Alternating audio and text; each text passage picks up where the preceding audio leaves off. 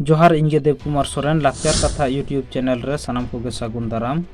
तेहिं दोबन बाडाय लगे बिरसा मुंडा बारेते पाहिल बिहार आर नितो झारखंड पोनत रेया खूंटी जिला रेया उलीहातु आतु रे जानाम लेना 15 नवंबर 1875 रे बिरसा मुंडा दो आज बाबा ᱧᱩᱛᱩᱢ सुगना मुंडा गात कार्मी मुंडा बिरसा मुंडा ताको दो पे बोहा को ताहे कना मारांगी दोय ताहे कना कामता मुंडा तालाई दोय ताहे कना बिरसा मुंडा आज निजे आर हुडिनी दो कुनु मुंडा ओना बेगर बार मिश्रा किन ताहे कना धुमकी आर चंपा बिरसा मुंडा दो बृहस्पतिवार जानाम लेनते उनी दो मुंडा जाति को पोतियो लेकाते उनी दो बिरसा को ᱧᱩᱛᱩᱢ लेदिया बिरसा दो काटिज ऑक्तो खन गे ओलोग पढ़ाव दो अडी गे कुसिया ताहे कना जहां कारण ते बिरसा दो सालगा आतु रे ओलो एना ओना तायम बिरसा चेतान लेवल से ओलो लगिद 1889 सहित रे Chaibasa Lutheran German missionary school रे को भर्ती लेदिया आर ओंडे गे बिरसा ख्रिस्ट धर्म अपनार लेदा बिरसा दो ओलो जीवन रे गे ओलो ते बाडाय लेदा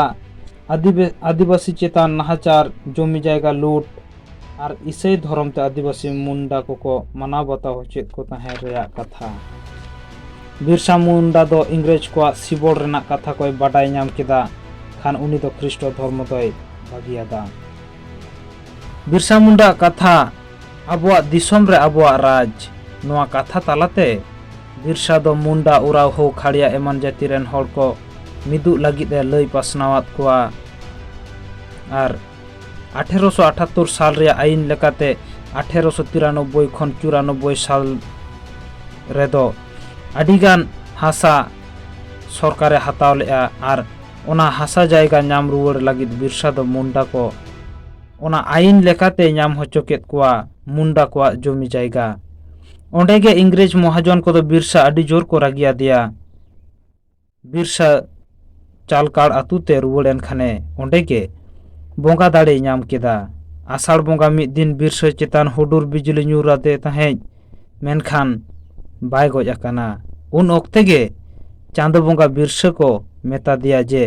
आम दो आमा धर्म प्रचार प्रसार में उनगे बिरसे मेनात कोआ इन दो धरती आबा कनई चांदो बोंगाय भेजा आकादिया मानवा बांचाव लगिद 1875 साल रे बिरसा दो बार सेरमा लगिद को जेहोल के दिया आर बिरसा कथा लेकाते 1896 साल रे नोंकाय अकाल केदा आर नोंका रोग आजार होयन लेना जे इंग्रेज को दो बिरसा कथा को पतियो उतरादा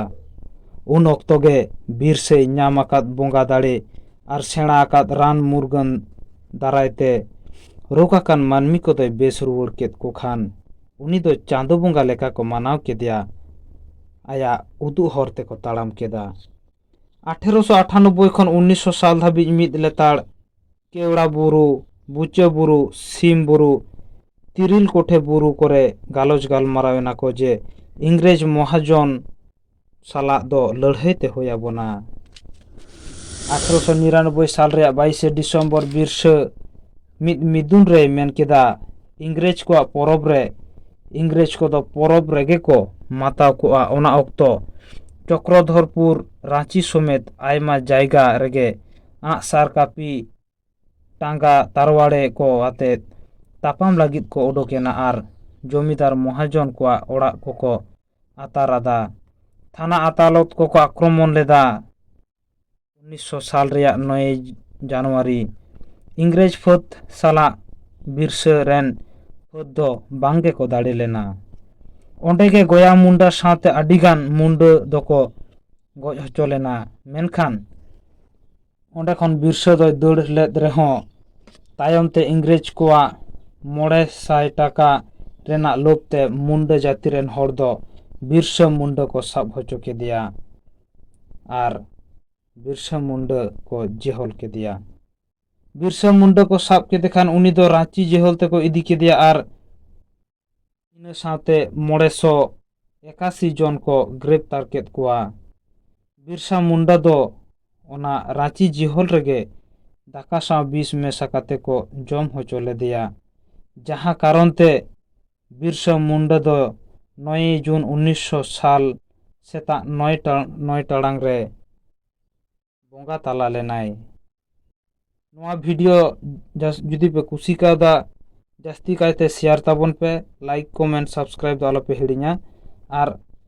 लातार रे मेना बेल आइकन हो प्रेस तराय पे जाते नवा नवा वीडियो अपलोड लेखान पुइलुते